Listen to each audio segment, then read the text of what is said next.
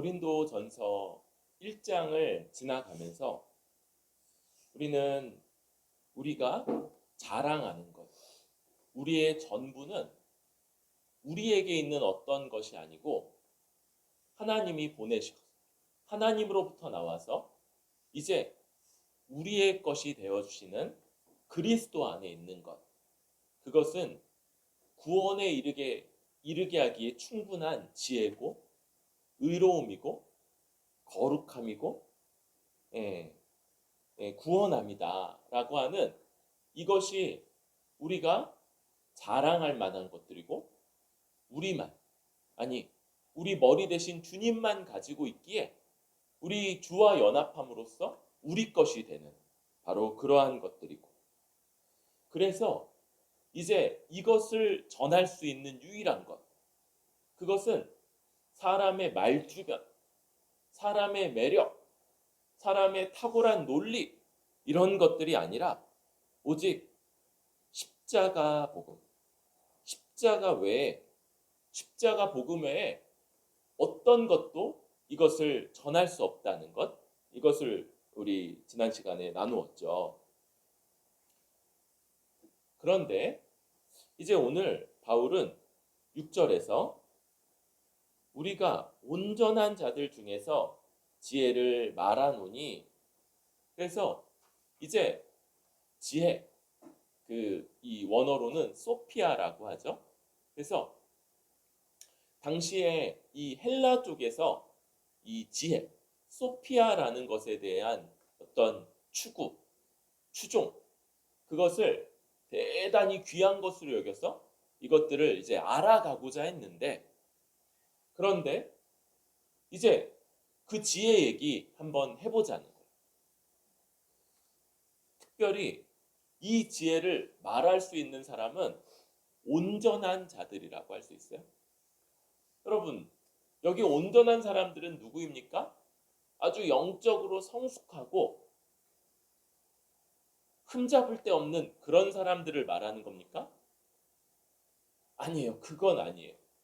여기 이 온전한 자들이라는 건 사실은 고린도 교회 안에서 많이 좌충우돌하고 또 세상이 인정할 만한 그런 지혜나 탁월함도 갖추지 못한 그런 교육 수준도 높지 않은 그런 사람들, 그럼에도 불구하고 하나님이 부르셔서 하나님이 그리스도 안에서 모든 것들을 주신 자들, 이런 자들을 놓고 이야기하는 거라고 할 수 있어요.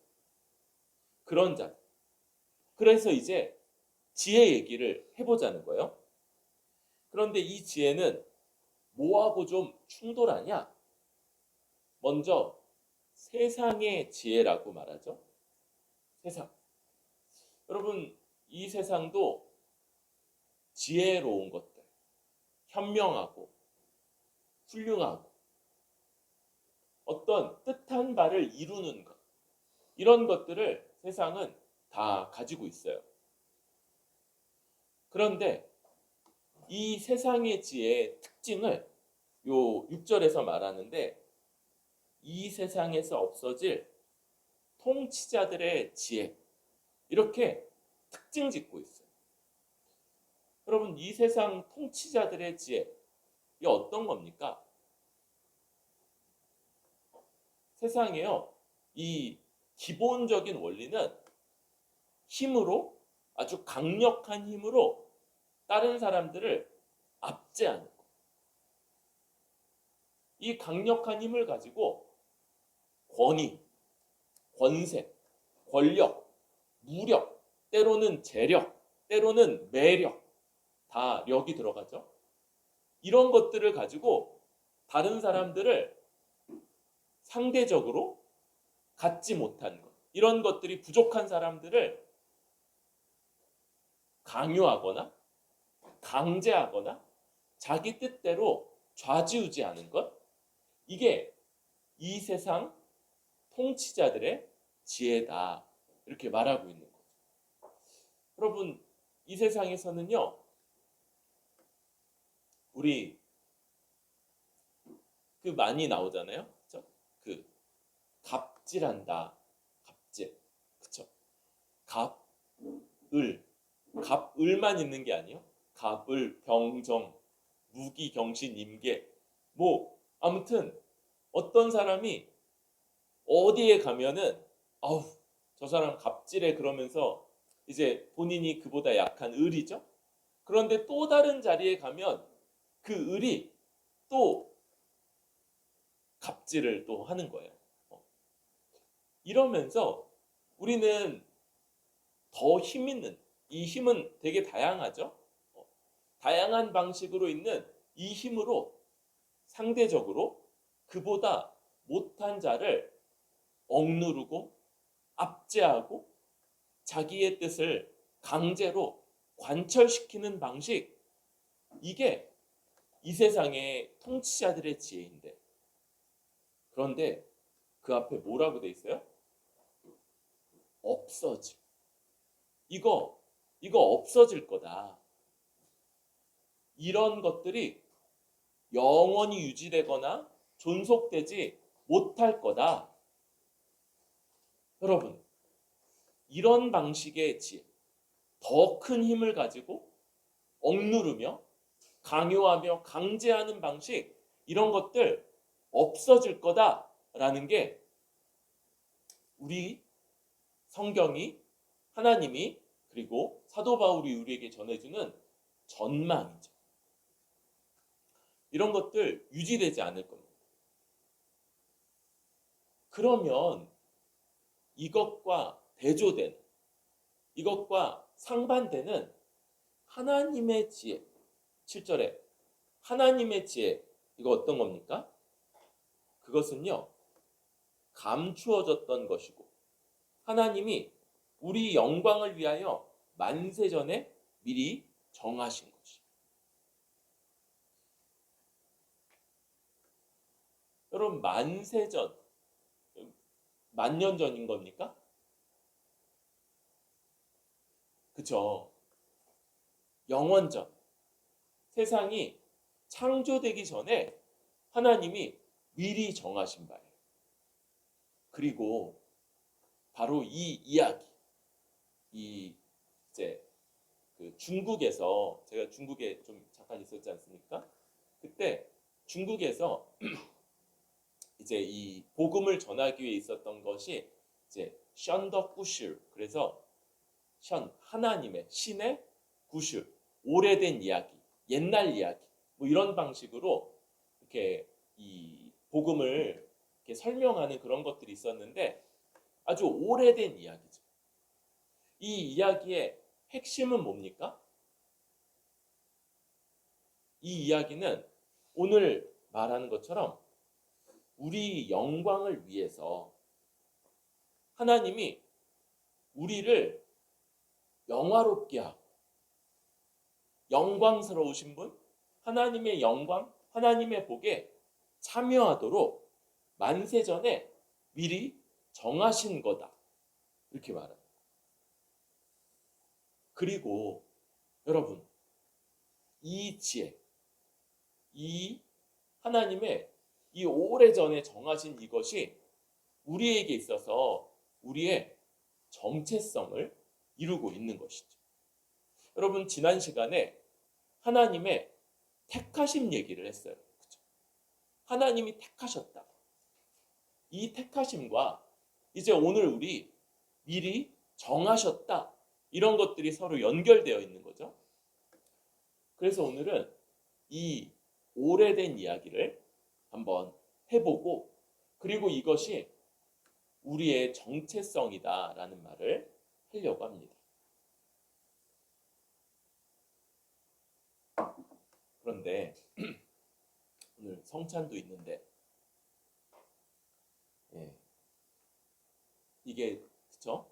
오래 전부터 한참 이야기를 해야 되는 거다 보니까 그쵸? 시간이 좀 걸릴 수 있을 것 같아요. 그래도 여러분, 이 이야기는 할 수 있으면 기회 되는 대로 이야기하고 또 이야기하고 또 이야기하면서 우리의 정체성을 삼아야 되는 것이라서 이 시간을 빌어서 한번 이야기를 해보려고 합니다.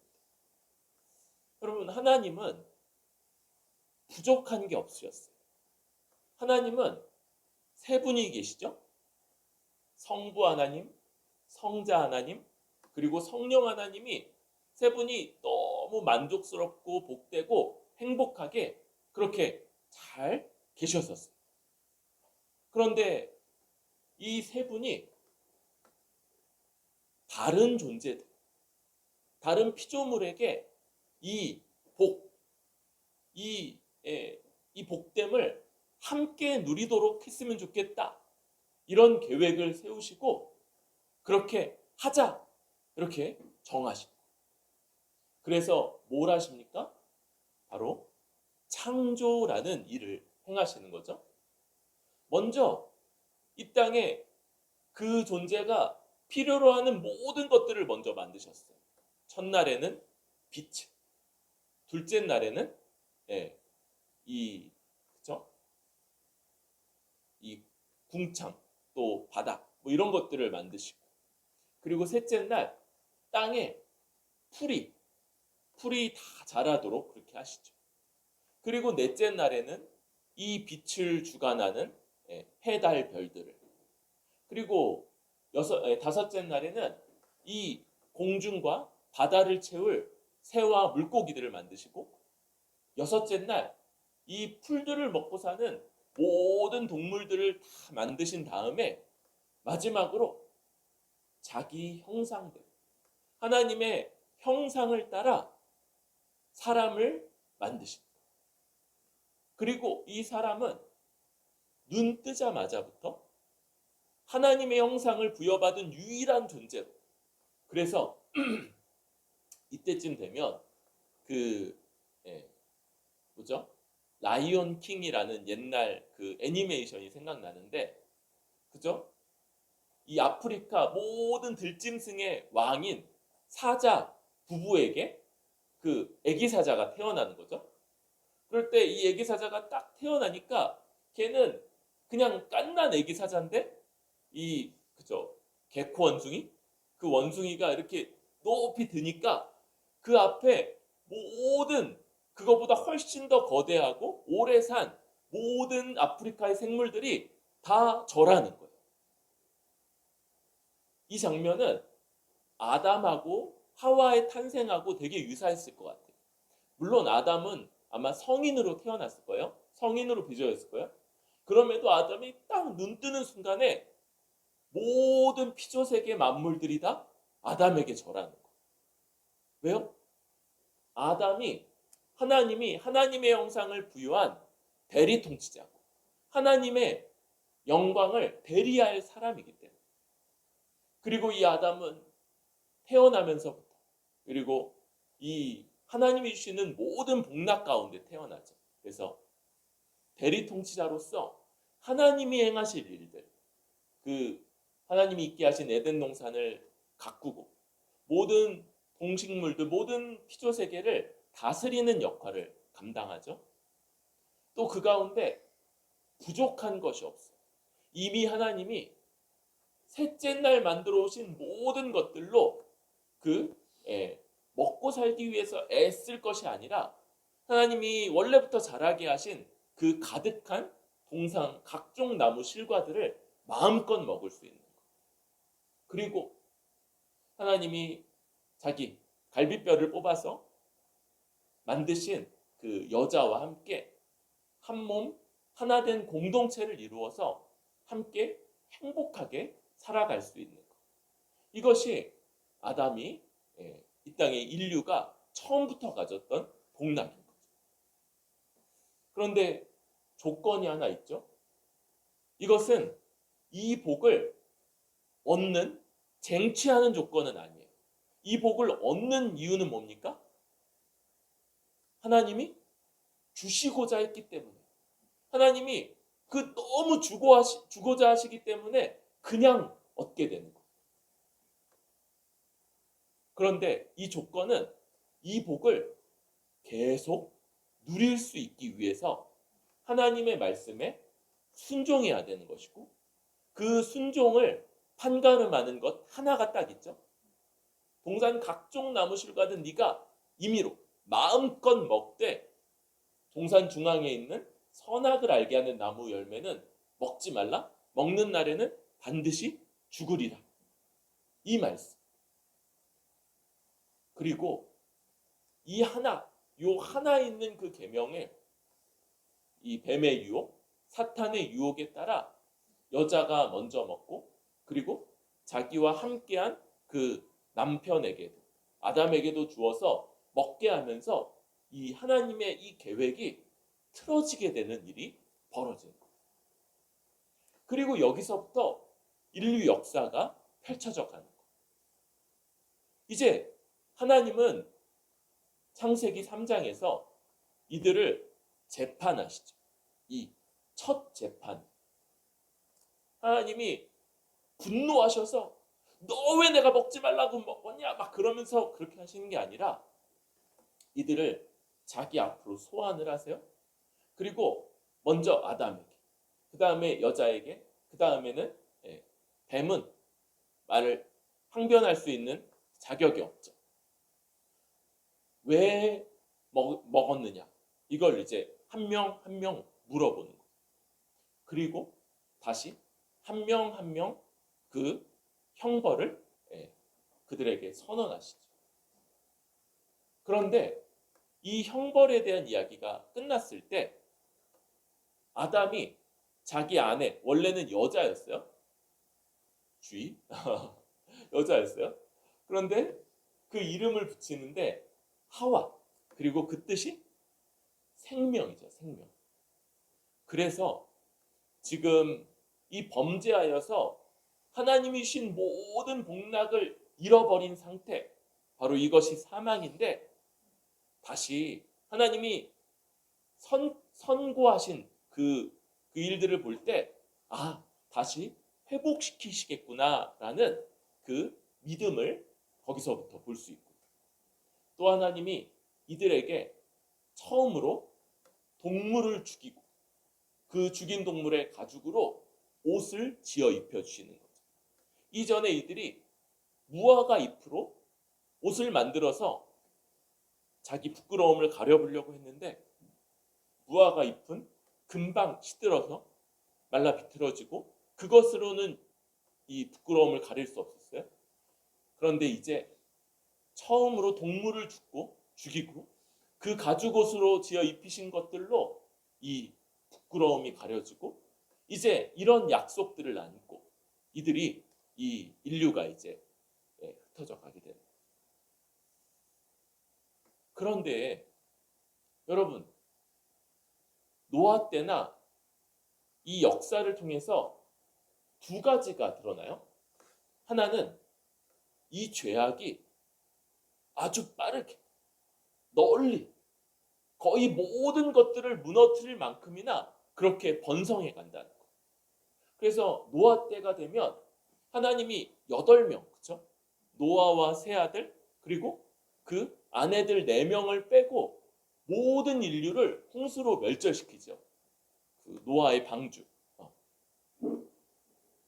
그래서 이제 8명으로 다시 시작하는데 놀랍게도 그 8명 중에 살아남은 함이 술 취해서 누워있는 아버지 보고 아버지를 조롱하는, 이 알몸으로 있는 아버지를 보고 조롱하면서 저주를 받고 이 함을 통해서 다시 죄악이 빠르게 번성해가는 일이 벌어져요. 그리고 얼마 안 있다가 11장이 되면 바벨탑 사건이 나오죠.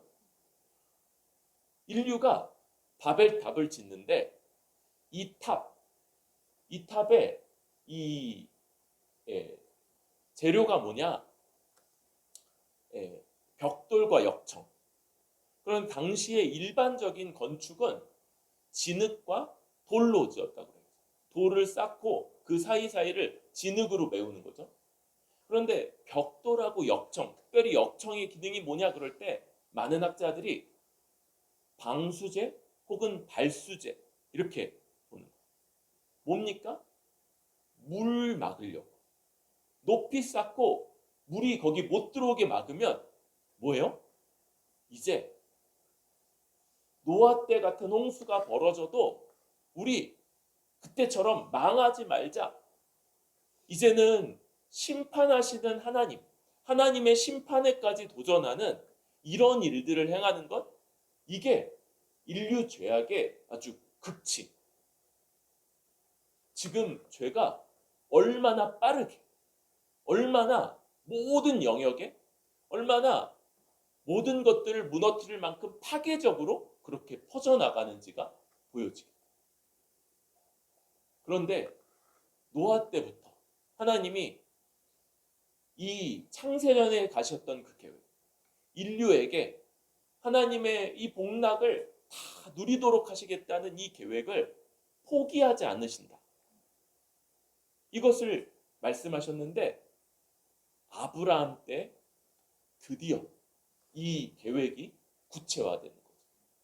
어떻게 됩니까? 아브라함 이야기가 굉장히 길죠. 사실은 창세기 12장부터 시작하는데 아브라함 이야기가 뭐 24장, 26장 이쯤에서 끝나는 게 아니고 아브라함 이야기는 끝나죠. 물론 아브라함이 죽으니까. 그런데 아브라함 이야기는 아브라함 언약을 설명하기 위한 것이고 이 아브라함 언약은 아브라함 때 끝나는 게 아니라 우리가 잘 이해를 못하잖아요. 그러니까 이삭 때 또 반복돼요. 이삭이니까 이삭 언약이 아니고 아브라함 때 그렇게 가르쳐줬던 걸 또 한 번 가르쳐주는 거예요. 야곱 때 또 한 번. 그리고 야곱의 말기에는 이제 요셉이 주인공처럼 등장하는데 이 50장 끝날 때까지 아브라함 언약이 어떤 건지를 반복해서 보여주시는 거예요. 그렇게 해서 많은 이야기들로 보여주시는데 로마서는 이걸 한마디로 딱 요약하는 거예요. 뭡니까? 아브라함이 믿은 바 하나님은 없는 것을 있는 것으로 부르시며 죽은 자를 살리시며 없는 것을 있는 것으로 부르시는 하나님이시다. 이게 무슨 말이에요? 이게 뭘 믿는다는 거예요? 죽은 자를 살리시는 하나님, 부활의 하나님, 없는 것을 있게 하시는 하나님, 창조주 하나님. 그리고 여기에는 뭐가 있는 거예요? 여러분 없는 것 있게 할 수 있어요? 우리는요 창조주가 아니에요. 성경에 이 창조하다 그 구약에는 히브리어로는 바라라는 말이 쓰이고요. 우리 헬라어에서는 크티조라는 단어가 쓰이죠. 근데 요 창조하다라는 말은 무에서 유를 창조하는 이런 거예요. 그래서 오직 하나님께만 쓰이죠. 우리는 그쵸? 우리도 창조를 하죠. 그런데 우리는 있는 재료에서부터 다른 것들을 만들어내는 거예요. 그쵸? 우리 저쪽에도 오늘 점심 재료가 보이는데 아직까진 재료죠. 이제 좀 있다가 이 창조자의 손에 닿으면 맛있는 이제 점심으로 바뀌겠죠. 그런데 아직은 이제 재료인 거예요. 우리도 뭔가를 창조하지만 우리는 있는 것에서부터 다른 것들을 만들어내는 거예요. 그런데 유일하게 하나님은 무에서 유를 그냥 유가 아니죠. 가장 선하고 가장 복되고 가장 아름다운 것을 만드시는 거예요. 왜요? 하나님이 전능하시며 하나님이 선하시며 하나님이 이 모든 것들을 이루실 지혜가 있으시기 때문에 그러니까 아브라함을 택하셔서 이 모든 것들을 이루신다 할 때 이 아브라함은 어떤 자냐? 아브라함 직업이 뭐였어요? 아브라함? 아버지의 직업. 은장색이라고 하죠. 이게 뭐냐면 은세공업자인데 은세공에서 뭐 귀금속 만드나요? 우상 만드는. 그리고 아브라함도 이 일에 그 당시 문화를 따라 당연히 가업으로서 참여했던 우상 세공업자, 은세공에서 우상 만드던 자 뿐만 아니라 아내와 무슨 문제가 있어요? 불임의 문제가 있죠. 불임. 아내와 결혼한 지 오래인데 자식을 낳을 수 없는 자. 그러니까 이 아브라함 하면 우리가 누구인지를 탁 나타내는 건데 하나님을 대적하며 우상을 섬기던 자예요. 우리 자신으로는 뭐 하나 낳을 수도 없는, 그죠? 여기 다 최소한 두 분은 임신부고 임산부니까, 그죠?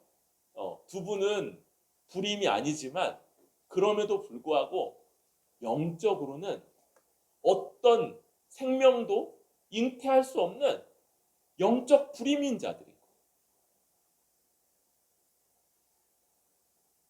그런 자를 택하셔서 하나님이 하나님의 전능하심으로, 하나님의 선하심으로, 하나님의 지혜로, 하나님의 그 복된 통치, 하나님 나라를 이들에게 허락하신다. 이게 바로 아브라함 언약이고, 이 일을 하나님이 이루어 가시는 거예요. 물론 이 뒤에 그래서 애굽에서부터 큰 민족을 이루고 40년간을 헤매고 이런 것들을 쭉 말해야겠지만, 그렇게 하면 오늘 저 맛있는 점심을 먹기가 어려울 거니까, 여러분, 그럼에도 불구하고 여전히 해결되지 않는 요소가 있어요. 지금 이 두 가지가 서로 상충하는 거죠. 죄의 영향이 지극히 파괴적이고 지극히 번성하고 있으며, 아브라함은 죄인 아니에요? 하나님이 부르신 백성들은 죄인이 아니에요? 아니에요. 그들에게도 여전히 이 죄의 영향과 죄의 책임이 그대로 있는 그런 자들. 동시에 하나님이 뭘 약속하셨어요? 하나님의 백성들에게, 아브라함의 후손에게 하나님 나라, 이 복된 하나님 나라, 창세전에 계획했던 그 나라를 주시겠다. 하나님이 약속하시는 거예요. 그런데 하나님과 함께 할 수 있는 자, 그 조건이 바로 의죠. 의. 하나님이 요구하시는 의가 있어야지만 하나님 나라 들어갈 수 있어요. 우리 예수님이 복음서에서 이런 그 비유를 드시죠. 결혼식 잔치에, 혼인 잔치에 초대받았는데 뭐 입고 와야 돼요? 예복. 그렇죠? 예복 안 입고 오면 쫓겨나죠. 이게 바로 의인 거예요. 하나님이 불러주시지만 거기에 들어가기 위해서 반드시 있어야 되는 의. 그런데 이게 부재한 거예요. 그리고 이것이 이 땅의 가장 큰 딜레마입니다. 가장 큰 딜레마. 하나님이 부르셔서 하나님 나라의 모든 복락을 누리게 하시고자 하는 그들이 또한 죄인이고 하나님을 대적한 자들이며 하나님 앞에 그 형벌을 받아야 될 책임이 있는 자들이다. 어떻게 이 딜레마가 해결이 됩니까?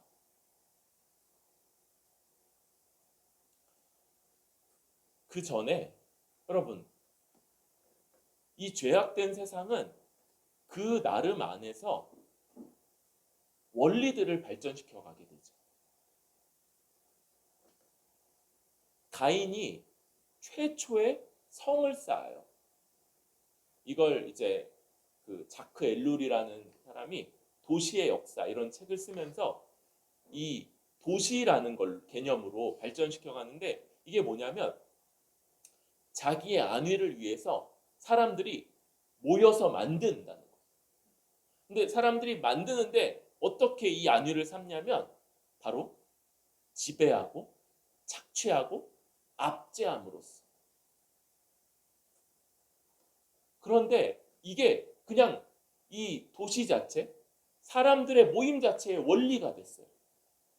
그러니까 아까 같은 일이 벌어지는 거예요. 최초의 가인은 자기 안녕을 위해서 사람들을 모아서 도시를 만들죠. 그런데 그 밑에 있는 사람은 또 어떻게 해요? 가인하고 똑같이 하는 거예요.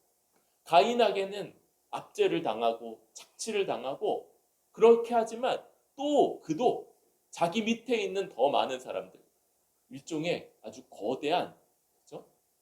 피라미드, 다단계 같은 것이 이 세상인 거예요. 그럼 우리가 이렇게 다단계로 유혹한 사람들 말 들으면 가끔 혹하기도 하잖아요.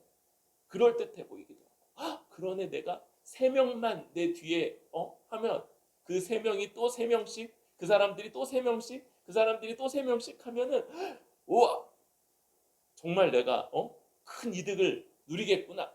뭐 이런 것들, 우리가 이렇게 이런 다단계 논리들에 혹하는 것 중에 하나는 어쩌면 이 세상 자체가 거대한 다단계이기 때문일 수 있어요. 자기 밑에 있는 사람들을 똑같이 압제하고 착취하고 그들을 그들의 것들을 뺏음으로써 내가 내 안녕을 누리는 방식. 이게 이 세상의, 이 죄악된 세상의 방식. 그런데 하나님이 이 거대한 딜레마를 어떻게 해결하시냐?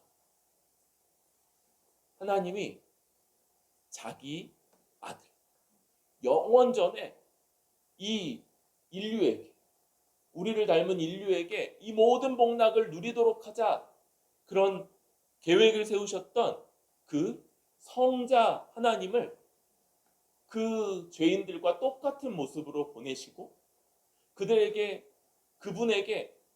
그 백성들이 치러야 될 모든 대가를 대신 다 치르게 하시고, 그래서 십자가상에서 영원전부터 함께 사랑의 끈으로 묶이셔서 교제했던 그분을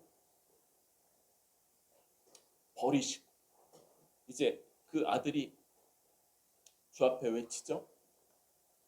어찌하여 나를 버리십니까? 나의 하나님, 나의 하나님, 어찌하여 나를 버리십니까? 이렇게 외치는 이 울부짖음 가운데 그에게 모든 대가를 치르게 하시고 그분께 모든 진노와 저주를 쏟으심으로써 이 놀라운 딜레마가 해결됩니다.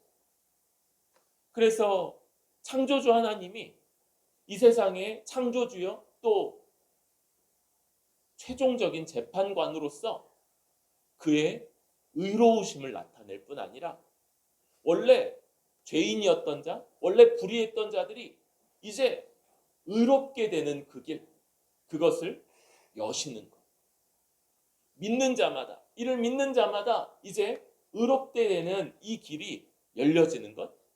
이것이 바로 십자가 복음이고 하나님의 지혜고 이 세상에 없어질 통치자들의 지혜와는 상충되는 그런 하나님의 지혜인 거죠.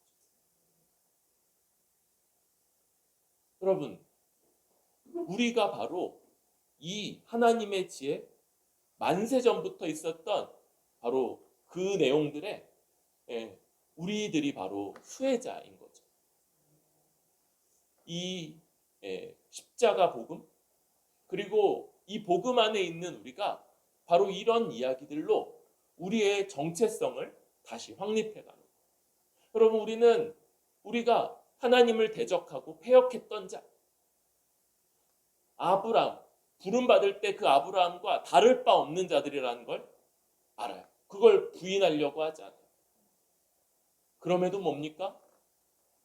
우리 대신에 모든 대가를 치르신 우리 주 예수 그리스도, 하나님의 아들로 말미암아 우리가 하나님 앞에 의롭다함을 받았고 하나님의 모든 백성으로서의 그 지위와 자격을 다 누리게 됐으며 이제 하나님으로부터 오는 이 모든 복락을 소유한 자들이 됐다.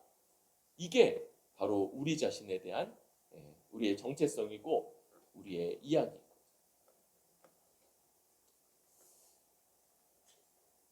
그러면서 바로 이 방식, 놀랍게도 창조자이시며 만물의 통치자이신 우리 하나님이 스스로 모든 대가를 치르심으로 그 백성들을 복되게 하는 이 방식, 여러분 이게 바로 이 세상의 지혜요, 통치자들의 지혜와 상충되는 하나님의 지혜이며 하나님의 방식인 거죠.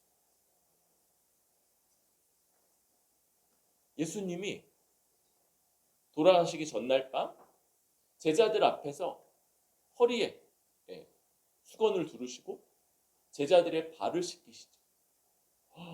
이 일이 우리는 이제 세족식 그러면 이제 이런 것들 많이 하죠. 그래서 이제 아버지 학교 이런 데서 꼭 하고 안에 발 씻어주는데 이거 자체로도 굉장히 막 은혜로운 것 같아요. 그런데 문화 차이가 있는 거죠. 당시에 이 발 씻는 일은 가장 비천한 노예들만이 감당하는 일이었어요. 그런데 우리 주님이 그 일을 하는 거예요. 그리고 만약 내가 네 발을 씻어주지 않으면 나와 아무 상관이 없다 이렇게 말하는 주님의 이 엄중한 말 앞에서 쭈뼛쭈뼛 발을 내밀지만, 그러나 도무지 불편한, 왜요?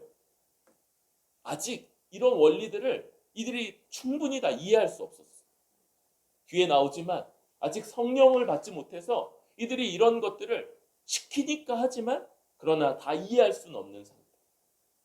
그런데 이들이 이제 알게 되는 거죠. 그리고 그들도 주님처럼 모든 사람들이 가장 존경하고 가장 높이는 사도의 직분을 가지고 가장 비천한 삶. 고린도서에서 사도 바울이 말하는 것, 세상에 찌꺼기. 누가 이렇게 이걸 이제 우리나라 분인데 분명히 이렇게 얘기했어요. 음식물 찌꺼기 같다. 여러분, 그쵸? 다른 거 다 버려도 그것만큼은 제일 싫어하잖아요. 그거 처리하는 거 제일 싫어하잖아요. 조금 전까지 그 맛있었던 음식이 어떻게 그 순식간에 고기만 이렇게 봉지에 담기든지 하면 그렇게 되는지. 그 음식물 찌꺼기. 사도들이 세상 모든 사람들 앞에서 그 영광스럽고 그 높은 그런 분들이, 그 권위를 가진 분들이 그렇게 찌꺼기와 같이 여겨지도록 살아감으로써 주님과 똑같은 일을 행하는, 이게 교회가 지금 돌아가고 또 살아가는 방식.